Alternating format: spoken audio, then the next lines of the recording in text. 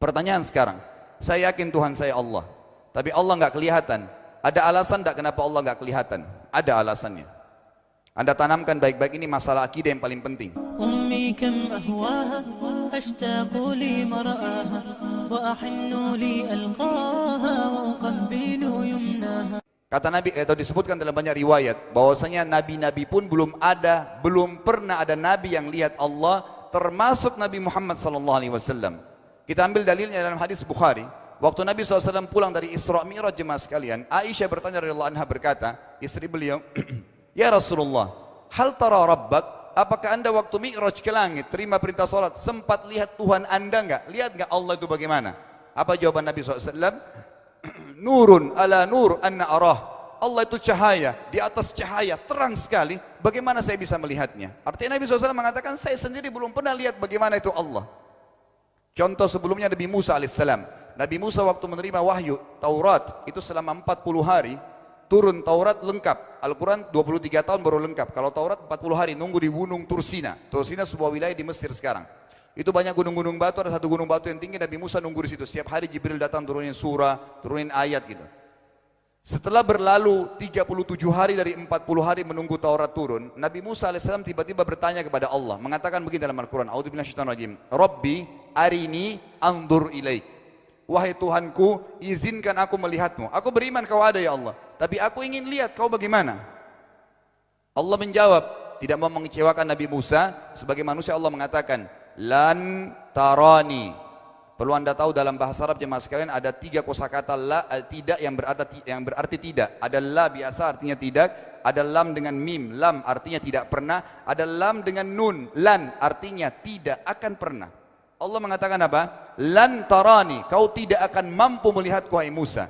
Tapi Allah nggak mau kecewain Musa. Ternyata Musa selama 37 hari jemaah sekalian kagum-kagum melihat gunung-gunung batu di situ. Pergantian siang malam, burung-burung yang terbang, air yang mengalir di lereng-lereng gunung. Lalu dia mengatakan, Allah mengatakan apa? Walakin unzur ilal jabal fa in istaqarra makanahu fasawfa tarani. Coba kamu lihat gunung-gunung batu di sekitarmu hai Musa. Kalau mereka bisa menampung kedatanganku, kata Allah, kau akan bisa melihatku. Apa yang terjadi? Allah lanjutkan, falamma tajalla rabbuhu lil jabal. Waktu Allah baru niat mau datang, belum datang, ja'alahu dakka. Semua gunung batu itu hancur lebur, tidak mampu menampung kedatangan Allah. Wa kharra Musa sa'iqa. Lalu Musa pingsan tiba-tiba. Waktu Nabi Musa bangun, langsung ucapkan kalimat, amantu billah. Saya beriman pada Allah. Berarti fakta lapangan, nabi-nabi aja belum pernah lihat Allah. Masih pertanyaan lagi jemaah sekalian, kenapa Allah nggak bisa kelihatan? Saya akan jawab dan tolong ini jadikan sebagai pegangan hidup. Ini landasan akidah kita. Kata para ulama, karena anda kalau sholat, anda mengucapkan satu kalimat yang merupakan jawabannya. Allahu Akbar. Allah Maha Besar. Akbar adalah siga mubalaghah dalam Islam. Sesuatu yang melampaui batas, Maha Besar. Kita terangkan. Kata Nabi SAW, perumpamaan bumi yang kalian tinggali ini dibanding dengan langit pertama di atas kepala kalian ada 7 lapis langit. Allah mengatakan sab'an shidada, 7 lapis langit yang kokoh. Alladzi khalaqa sab'a samawatin tibaqa, yang menciptakan langit tibaqa bersusun 1, 2, 3, 4, 5, 6, 7. Allah di atas langit ke-7. Kata Nabi SAW, perumpamaan bumi yang kalian tinggalin dibanding dengan langit pertama di atas kepala kalian, ibaratnya seperti cincin yang dibuang di padang pasir. Jadi kita tidak akan pernah bisa melihat ujungnya langit karena kita sangat kecil, dan ini terbukti secara fakta. Apakah anda sudah tahu bahwasanya miliaran bintang-bintang yang ada di atas kepala anda yang jaraknya sekian miliar tahun dari bumi dan sekian miliar tahun lebih besar daripada bumi, sekian miliar kali lebih besar daripada bumi, itu semua berada di bawah langit pertama. Manusia tidak akan pernah bisa memegang langit ini dengan telapak tangannya karena dari sini saja ke Pluto jaraknya 270 tahun. Nggak bakal bisa ada astronot dikirim kena mati di tengah jalan. Jaraknya jauh sekali bintang-bintang dan semua berada di bawah langit pertama. Kata Nabi SAW, di atasnya ada langit kedua besarnya, digabung antara bumi sama langit pertama seperti cincin dibuang di padang pasir. Langit ketiga, 2, 1 dan bumi digabung tiga-tiganya, dibanding langit ketiga seperti cincin dibuang di padang pasir, sampai langit ke-7, 5, 6, 4, 3, 2, 1 dan bumi, 7 digabung, dibanding langit ke-7 seperti cincin dibuang di padang pasir. Dan langit yang luas ini jemaah sekalian dipenuhi dengan makhluk Allah yang lain namanya malaikat. Dalam hadis Bukhari kata Nabi SAW, waktu saya sedang dimi'rajkan ke langit, tidak ada 4 jari pun ukuran di langit yang luas itu, kecuali saya temukan malaikat yang sedang ruku atau sujud, penuh dengan jumlah mereka. Anda tahu malaikat itu ada namanya nama kelompok. Seperti Raqib, Atid itu kelompok. Di bawah Raqib banyak miliaran malaikat, di bawah Atid miliaran malaikat. Sama dengan Munkar Nakir. Ada memang nama kelompok. Makanya kalau manusia 5 miliar, Raqib Atidnya 10 miliar. Raqib Atidnya 10 miliar. Lalu kata Nabi SAW, di atas langit ketujuh ada Sidratil Muntaha. Besarnya digabung antara 7 lapis langit dan bumi. 8 hanya seperti cincin di bawah di padang pasir. Di atas Sidratil Muntaha ada sebuah lautan yang Allah ciptakan. Lautan itu besarnya digabung antara Sidratil Muntaha, 7 lapis langit dan bumi. 8, 9-9-nya seperti cincin dibuang di padang pasir. Makanya kalau Anda baca Quran, Anda baca ayat wa kana arsyu 'alal ma'. Singgasana Allah di atas air. Ini maknanya. Air adalah ada lautan.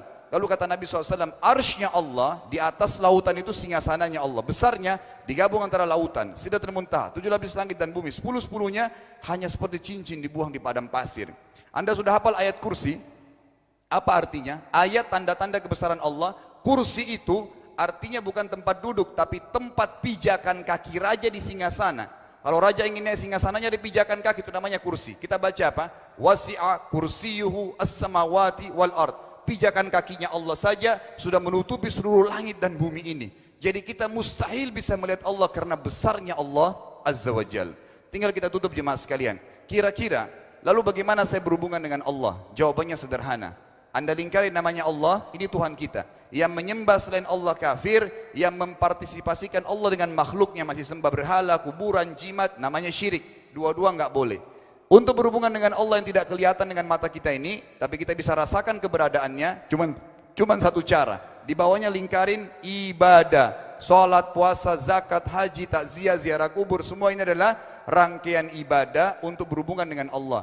Semua ibadah ini jemaah sekalian harus seperti yang Allah mau, bukan yang Anda mau. Ini penting. Karena kalau tidak seperti yang Allah mau, Allah tidak terima. Bagaimana caranya supaya bisa seperti yang Allah mau? Ikuti buku pedomannya. Ada Al-Quran, ada Sunnah. Yang beribadah keluar dari 2 pedoman wahyu ini tidak akan diterima oleh Allah. Seperti Anda kalau kerja di perusahaan, pimpinan perusahaan kasih peraturan. Senin pakai baju kuning, Selasa baju hijau, Rabu pakai baju hitam. Datang jam 7, keluar jam 5 sore. Ternyata Anda tidak. Hari Senin Anda pakai baju yang hari Rabu. Datangnya jam 9, keluar jam 2 siang. Dikeluarkan oleh pimpinan atasannya. Itu baru peraturan manusia. Bagaimana dengan peraturan Allah Azza wa Jal? Maka kita simpulkan semua jemaah sekalian adalah yakinlah Tuhan Anda Allah ada, satu-satunya Tuhan. Kalau Anda sedang sakit, yang ciptakan Anda Allah, yang ciptakan penyakit Allah, yang menciptakan kesembuhannya Allah. Kalau kita sedang musibah sama, kalau kita sudah senang juga sama. Semoga Allah SWT menjadikan kita orang-orang yang senantiasa beriman padanya dan juga selalu berteguh dalam keimanan tersebut serta mengikuti syariat dan hukumnya.